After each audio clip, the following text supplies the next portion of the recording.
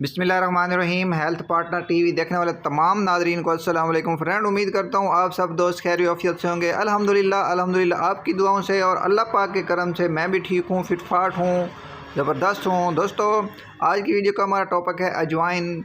अजवाइन के इस्तेमाल से हमें क्या क्या फ़ायदे होते हैं और अजवाइन के पत्तों से लेकर अजवाइन की जो भी चीज़ हैं उसके पौधे से भी ये एक अल्लाह का करिश्मा है और इससे हम मुस्तफ़ीद होते हैं। इसके सारा चीज़ ही कारआमद है और हमारी ज़िंदगी में इसके बहुत से मकासद हैं और हमें ये फ़ायदा देती है।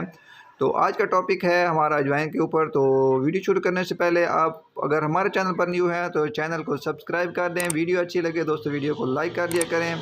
तो चलते हैं आप अपने टॉपिक की तरफ और वीडियो की तरफ और आपको बताते हैं कि क्या क्या इसके फ़ायदे हैं हमारी ज़िंदगी में। तो ये देख लीजिए, अजवाइन की दो इकसाम है, एक तो देसी अजवाइन होती है, एक दूसरी अजवाइन होती है। तो इस तरह से अजवाइन को सौंफ के मुशाबत होती है। तो दोस्तों, सबसे पहले हम बात करते हैं इसकी कि ये हमारी जो ज़िंदगी में है, इसके अगर ब्लड प्रेशर के कोई मरीज़ हैं तो उनको इसका बहुत फ़ायदा होता है इसके इस्तेमाल से।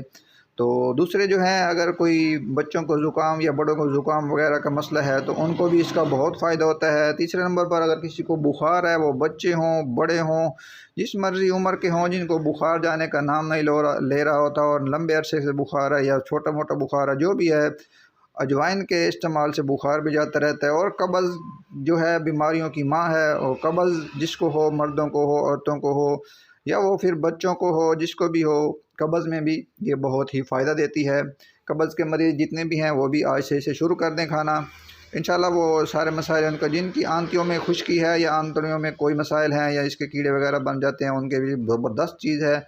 और जो हज़रात शादीशुदा हैं या वो अपनी बीवी को मुतमईन नहीं कर सकते, मर्दाना और ज़नाना मसाइल जो भी हैं, उनको भी ये बहुत ही फ़ायदा देती है। अजवाइन के फूल से लेकर अजवाइन के पत्तों तक और अजवाइन के बीज से तक, ये सारी चीज़ें ही हमारी ज़िंदगी में बहुत अहम किरदार अदा रखती हैं। तो अब आ जाते हैं इसका तरीका इस्तेमाल और इसको किस तरह से हमने इस्तेमाल करना है। सबसे पहले तो लोग इसको इस्तेमाल करते हैं सालन में या इस तरह में, अक्सर हर घर में ये पाई जाती है। तो आज जो मैं आपको तरीका बताने जा रहा हूँ, एक चुटकी जो है, ये देख लें आपके सामने प्याली में पड़ी है, ये देसी अजवाइन है और देसी आपने लेनी है। तो अगर आप रोज़ाना का मामूल बना लेते हैं, तकरीबन जितने भी मसाइल मैंने बताए, इस तरह के कोई अगर पेशेंट हैं या वैसे भी इसको आप घुटनों के दर्द वगैरह में इस तरह में इस्तेमाल कर सकते हैं।